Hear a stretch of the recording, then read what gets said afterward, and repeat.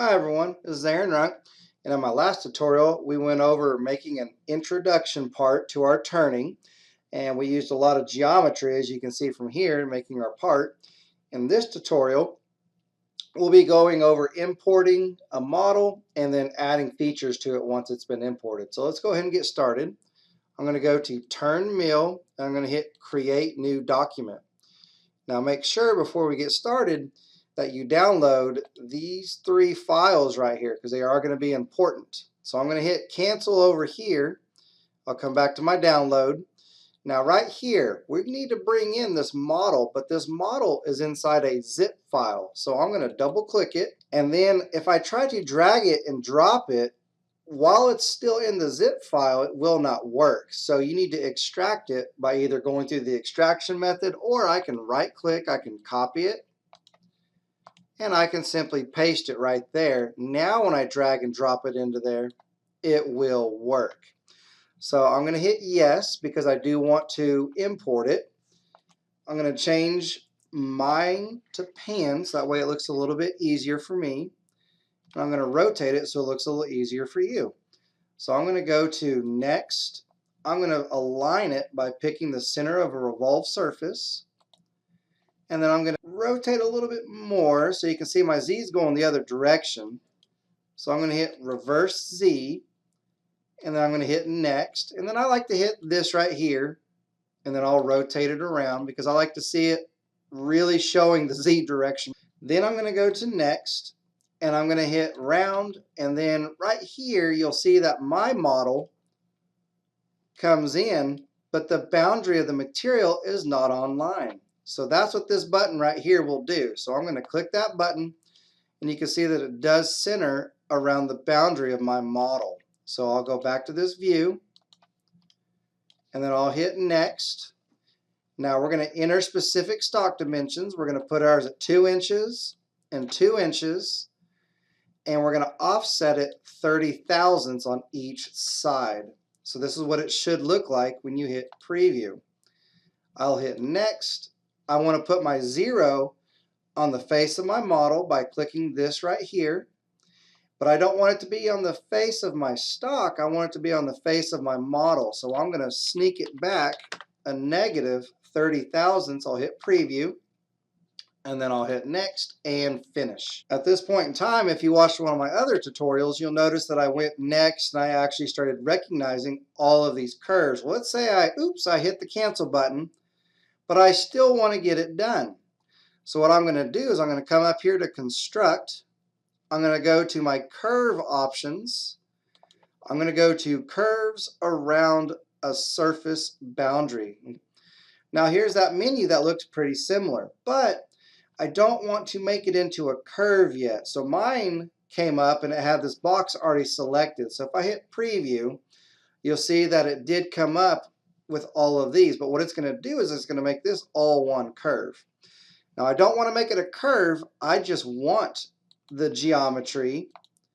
So if I hit preview, it still says blue. But if I hit OK and I come over here to my solids and I right click and I hide my solid, you'll see that my geometry is black. If it was blue, that means my method was creating a curve, and then it's going to be a little bit harder to work with. So make sure that you do select that box that just converts it into geometry. And now we're going to come up to home, and we're going to go into my curve chaining, but we're going to go to pick pieces. Now what we're going to do is we're going to make a turning curve, 3 grooves, and we're going to make a bore. So what I want to do is I'm going to zoom up on this just a little bit, but I'm going to select this line, and then I'm going to come over here and select this right here. Now if you come up here and select this one, it's going to take this curve and it's going to go the other direction. So I'm actually forcing it to go the correct direction. And then I'm going to come down here and I'm going to make this turn number 1. And then I'll hit create or enter. Now I'm still in the curve making mode, so now I'm going to go ahead and I'm going to make these grooves. So I'm going to select the right side, the left side. I'll call that groove 1, enter. I'll do it again for groove 2, enter. And then last but not least, groove 3, enter. And now I have those selected. I'm going to go ahead and make my bore. And I'll make the bore, hit enter, and then I'm all done. So I'm going to hit escape. I'll come back to my top view right here. Now I'm ready to start adding some of these features. But before I make my features, I'm going to come to my downloads, and I'm going to drag and drop this post processor so we have it in there before we start adding some of these features.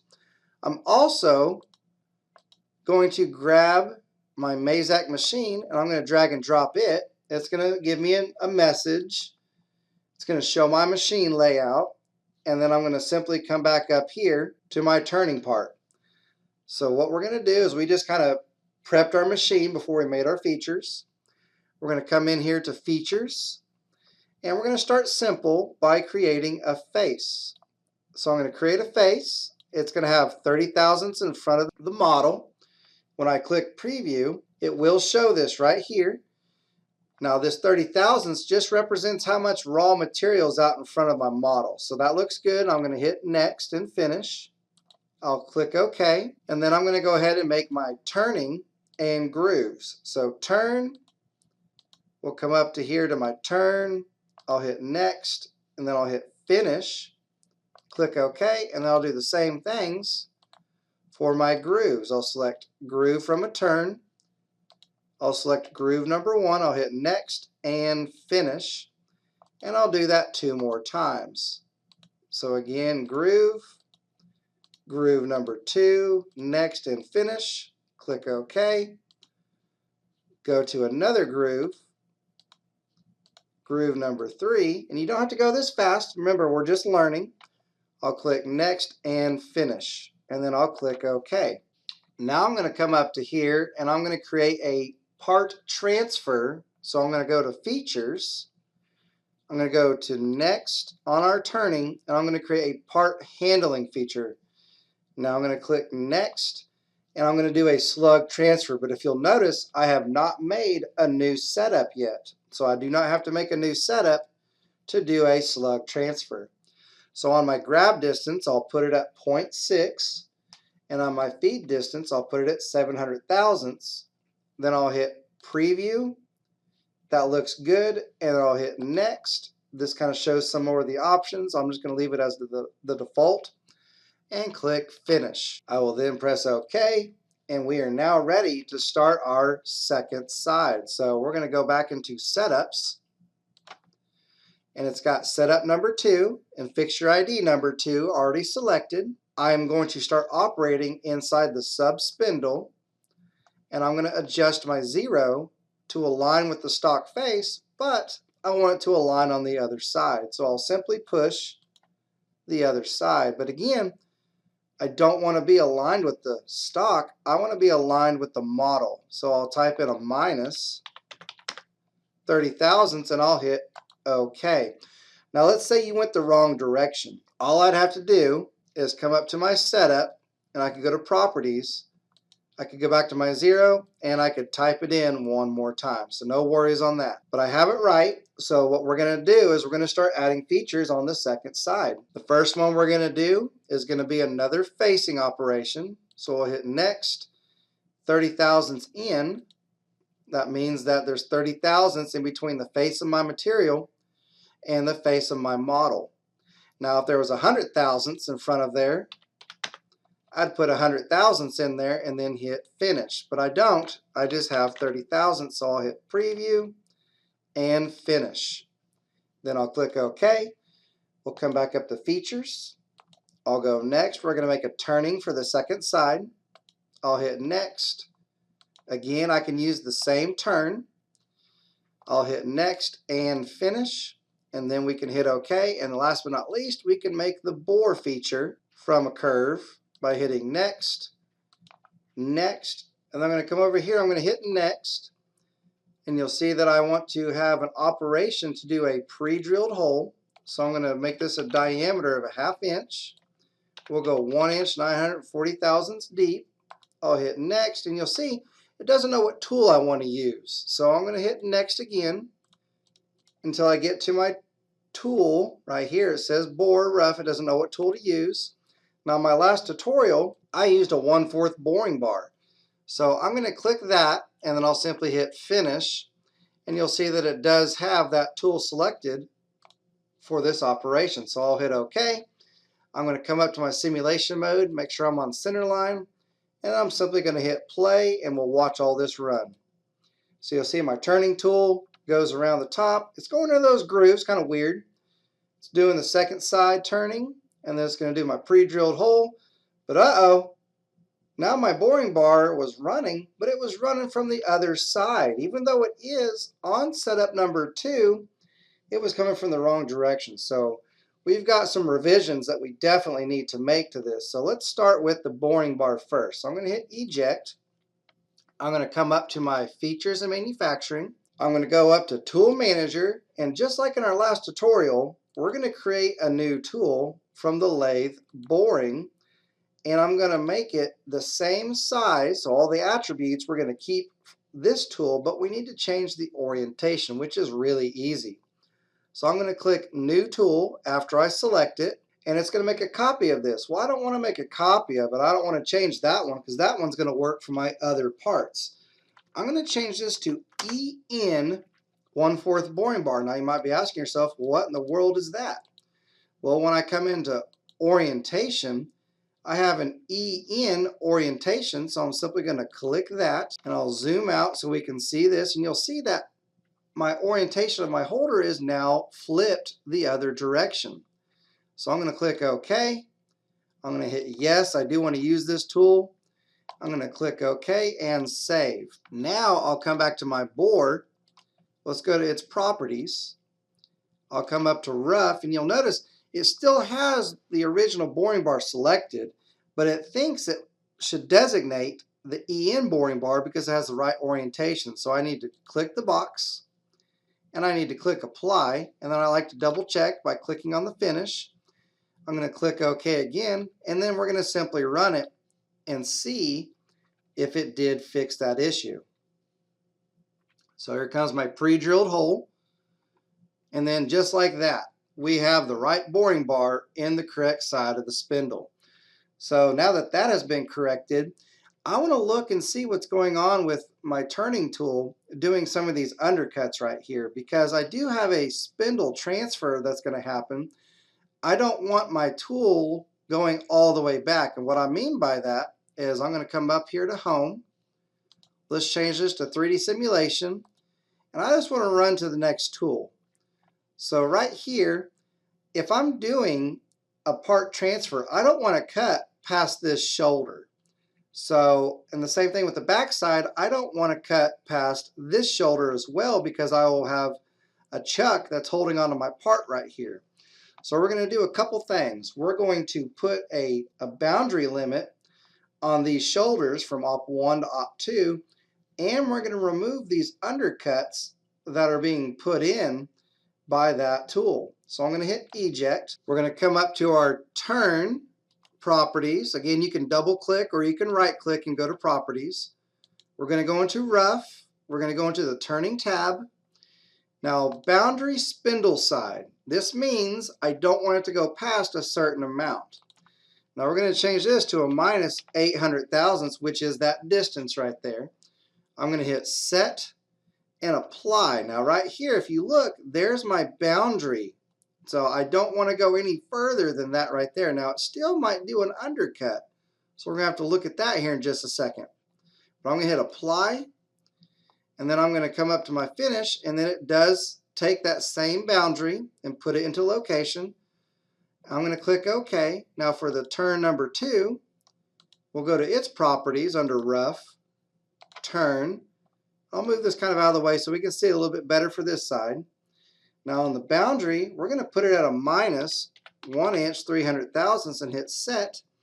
And you can see that it is a hard stop right there at the face of the spindle when it's holding it on the second side. So I'm going to hit apply and OK. Now let's just run that first tool, and you'll see that it does come in and it does have the hard stop right there.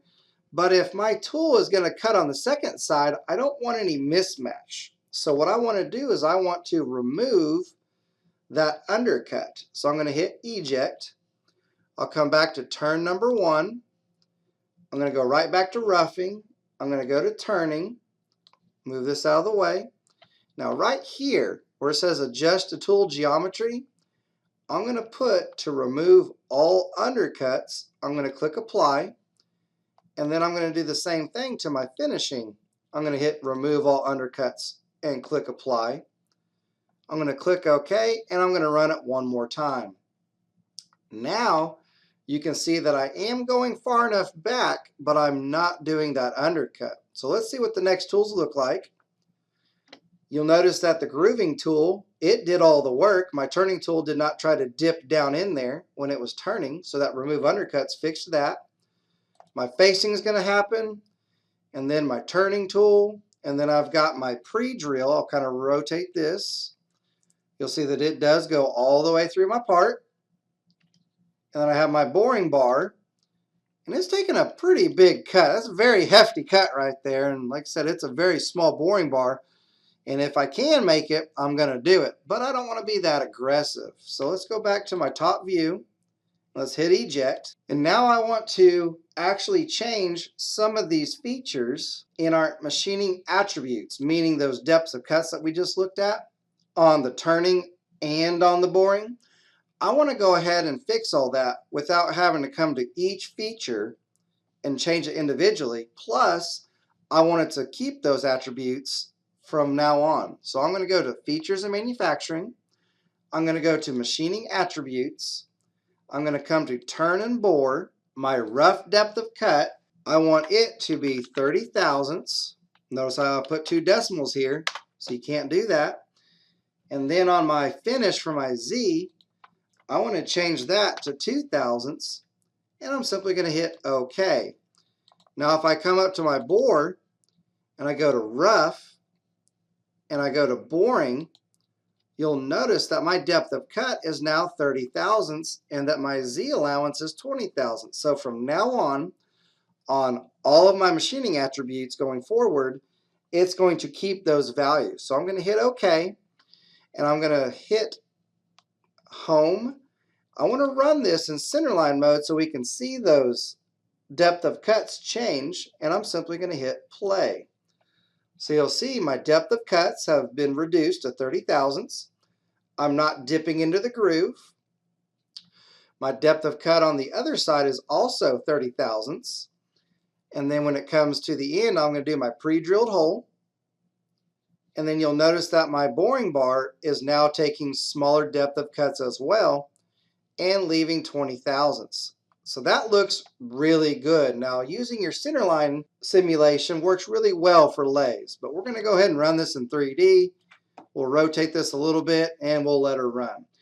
And you can see that it does all my turning on the first side, my grooving on the second side, and then it's showing those small depth of cuts. We're doing our pre-drilled hole all the way through, and then my boring bar is taking those depth of cuts as well. And just like that, we have successfully made our part.